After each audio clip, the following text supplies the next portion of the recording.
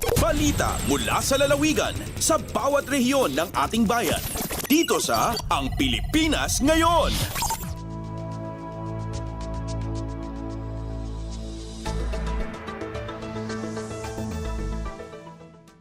Narito na ang bugson ng ating mga regional news. Dumako muna tayo sa rehiyon ng Luzon. Mariano Marcos Memorial Hospital and Medical Center, inisa-isa kung saan nagamit ang Artificial Intelligence o AI sa mga ospital. Patient Safety Day, idinaos naman sa lalawigan ng Ilocos Norte. Ang kabuang ulat ihahatid sa atin ni Jude Pitpitan mula sa Lawag. Inbin sa pinsa ti Mariano Marcos Memorial Hospital and Medical Center dagiti pakausaran ti Artificial Intelligence. Karagiti ramit iti hospital tapno mapasingkadan iti kinatalgad dagiti pasyente. Kinulaan ni Chief of Medical Professional Services Dr. Jose Orosa III akaraman dito iti panangkita ti temperatura dagiti pasyente, panang monitor ti kabayag ti panagidada, panang rukod kadagiti vital signs, kas kumay ti blood pressure, heartbeat kenda dumapay, panang rukod ti kaado nga agas nga inuman dagiti pasyente iti dashboard kadagiti ICU kan na dumapay. Patsen Orosa agtultuloy latay ti panag-sukisok dagiti eksperto no kasanupay amo pintas ti sistema kadagiti ospital usar ti teknolohiya kas kumati AI kan robotics. Ti Patient Safety Day 2024 kat na yuswat idi September 17 ano sa dinno adapay tinaangay a lecture kadagiti pasyente ti MMMH and MC kan bomb simulation activity ana yuswat iti Imelda Cultural Center iti syudad ti Batak. Manipod iti syudad ti Lawag, Jude Pitpitan para iti Radyo Pilipinas World Service. Balita mula sa lalawigan sa bawat rehiyon ng ating bayan. Dito sa Ang Pilipinas Ngayon.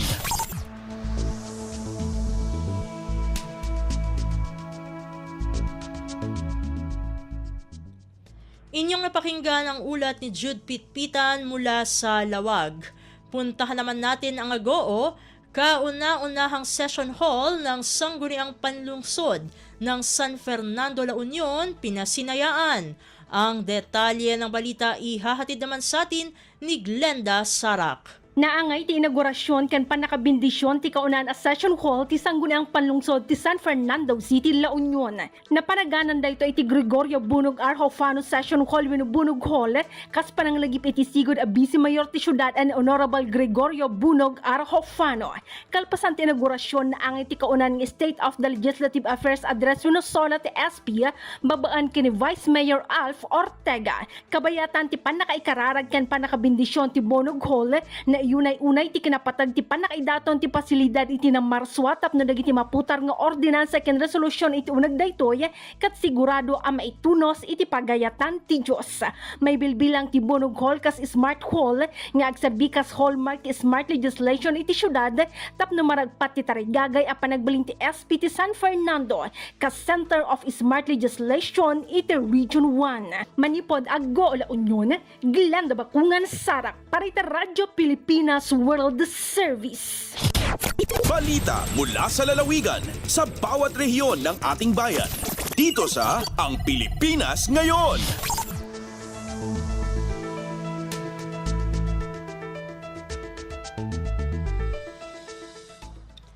Inyong napakinggan ang ulat ni Glenda Sarak mula sa Agoo. Puntahan naman natin ang rehiyon ng Kabisayaan. Local Disaster Risk Reduction Management Officers at Public Health Nurses sumailalim sa 5 araw na pagsasanay. Ang detalye ng balita ihahatid sa atin ni Sok Aberia mula sa Borongan. Ubahin ti Utsu nga Local Disaster Risk Reduction and Management Officers LDRMOs nga Public Health Nurse PHN adong nagtapos ang 5 kaadlaw nga Basic Life Support Training of Trainers Bell Institute nga gimbuhat Stellar Hotel Function Hall ang syudadan Borongan na naglabay nga semana. Gindubahan ang lokal nga pamunuan ang syudad ini nga paghag-aid pinagi ang Sidrum Office ug Sidrum Council kabulig aton Department of Health Eastern Visayas Center for Health Development DOH Eastern Samar nga Provincial Health Office san Sinirangan Samar. Tinambungan na sabi nga pagkagid atong Regime Officers and Provincial DRMO sinirangan Samar, MDRMO, ang mga bungtuan Eastern Samar, nga naabuyo Galite, ugan syudadan Borongan nga mga PHN na Eastern Samar Provincial Hospital, ugan Rural Health Unit ng mga bungtuan sinirangan Samar, ug Settled Office ng syudadan Borongan.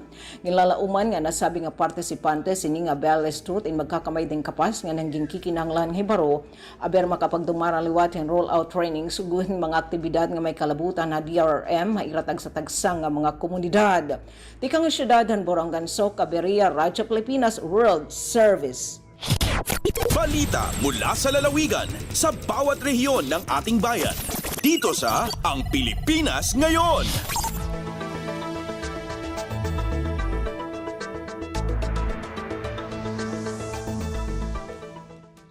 Inyong napakinggan ang ulat ni Sok Aberia mula sa Borongan. Dumako naman tayo sa Sogod. First Southern Leyte Provincial Mobile Force Company binisita ang barangay sa bayan ng Sogod para sa programang Bagong Pilipinas sa Barangay.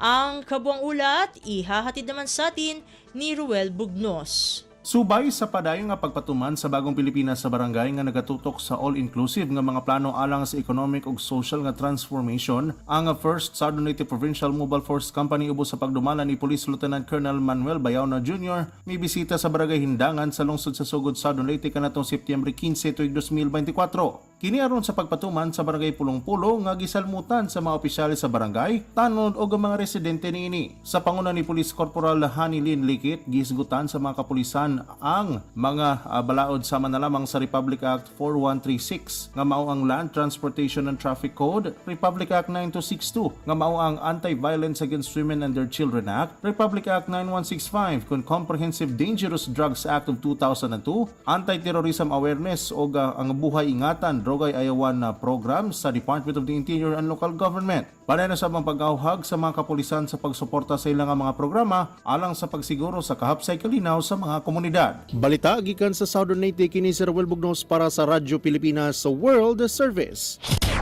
Balita mula sa lalawigan sa bawat rehiyon ng ating bayan. Dito sa Ang Pilipinas Ngayon.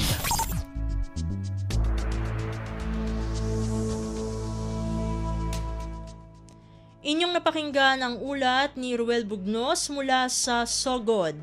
Dakuin naman natin ang rehiyon ng Mindanao.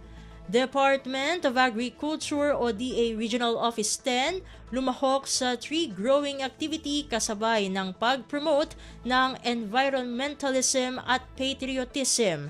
Ang detalye ng balita ihahatid sa atin ni Romy Kapinpuyan mula sa Cagayan de Oro. Tree growing for a cause, malasakit sa kalikasan, malasakit sa lingkod bayan ang gipahigayon karong bago sa Department of Agriculture Northern Mindanao didto sa Lingkod Bayani Eco Park sa Pagatpat, Cagayan de Oro. Alayon kini sa tingwa sa kagamahanan alang sa pag-amping sa kinaiyahan. Ang kalihukan adunay dakong role sa climate change mitigation, pinagi sa pagtanom o pagpatubo sa mga punuan sa kahoy ug ingon man ang pagtigom sa pondo alang sa Pamanang Lingkod Bayani program sa Civil Service Commission. Dungan sa ika-124 nga anibersaryo sa nasampit nga buhatan ug sa pagigabag usab sa Department of Environment and Natural Resources. Gikan sa Radyo Pilipinas Cagayan de Oro, kini si Roby Kapinpuyan para sa Radyo Pilipinas World Service. Balita mula sa lalawigan sa bawat rehiyon ng ating bayan. Dito sa Ang Pilipinas Ngayon.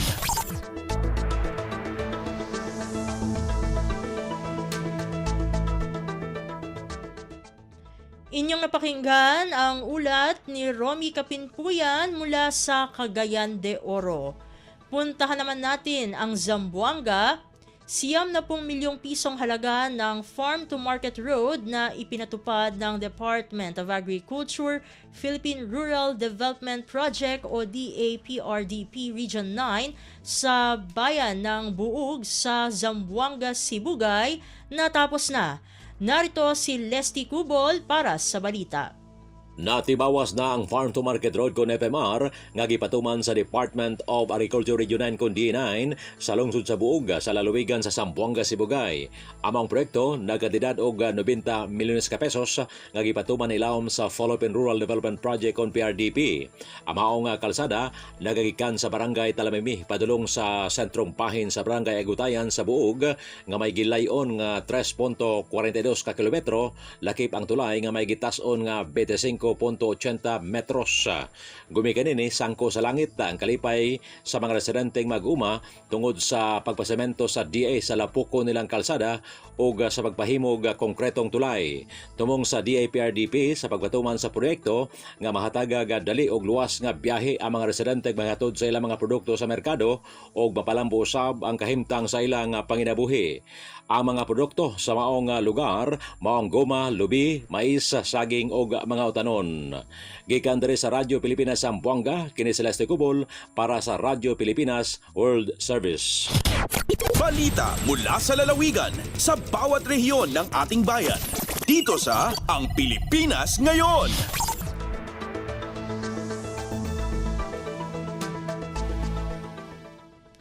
Inyong napakinggan ang ulat ni Leslie Cubol mula sa Zamboanga. Dumako naman tayo sa Butuan.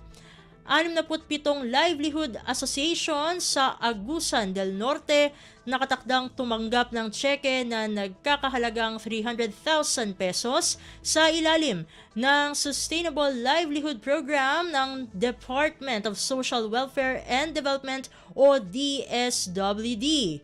Ang detalye ng balita ihahatid naman sa atin ni Jocelyn Morano. Human ang first batch ng 23 ka asosasyon, ipahitabo na usab karong umalabot Setyembre 27 ang laing hugna sa pagtugyan og tseke nga mobalor sa tig 300,000 pesos para kini sa second batch sa 67 ka mga livelihood association sa Agusan del Norte nga gipalambo ubos sa Sustainable Livelihood Program sa Department of Social Welfare and Development. Napagawas ang pundo pinaagi sa pag-facilitate ni 2nd District Representative Dale Corvera agig tabang para mapalambo ang napasiugdahan ining pamatigayon sama sa raw material-based processing, chocolate ug banana chips processing. Ang turnover ceremony sa mga tseke ipahigayon sa Carmen, Habonga ug Cabadbaran City. Samtang gilihok na ang lain pang distribution sa tseke para karong bulan sa Oktubre alang unya sa third batch para makumpleto ang gitarget nga 113 ka mga livelihood associations sa gahing pundong mokabat sa 37 million pesos. Gikan sa RP Butuan, kini si Jocelyn Morano para sa Radyo Pilipinas World Service. Balita mula sa lalawigan sa bawat rehiyon ng ating bayan. Dito sa Ang Pilipinas Ngayon.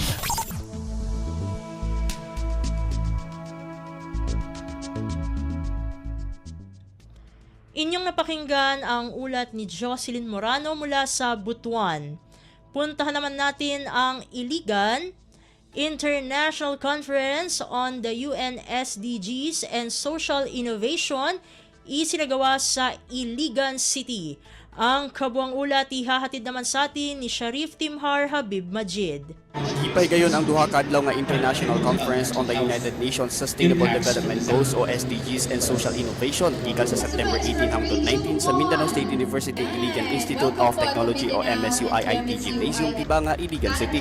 Gipangunan kini sa MSU-IIT sa pagigtambayayong sa Yuchenko Center, Harvard Humanitarian Initiative, Universitas Muhammadiyah Yogyakarta, LGU Iligan City ug uban pa nga gitambungan sa mga eskolar, tigduki-duki ug uban pa gikan sa laing-laing lugar sa Pilipinas ug sa kalibutan nga nagtinguha sa pagbayloay sa kahibalo sa paghimo og mga solusyon subay sa 17 UN SDGs ug pagsugat sa mga hagit sa kalibutan ug social innovation.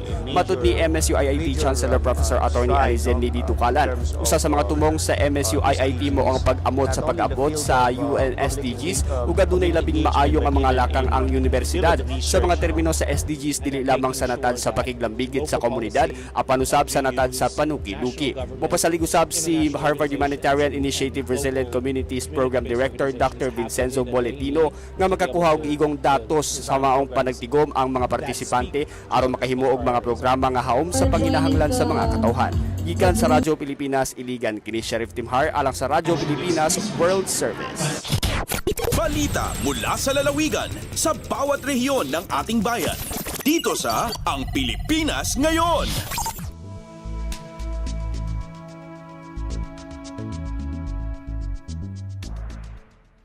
At inyong napakinggan ang ulat ni Sharif Timhar Habib Majid mula sa Iligan. Dito na nagtatapos ang ating regional news.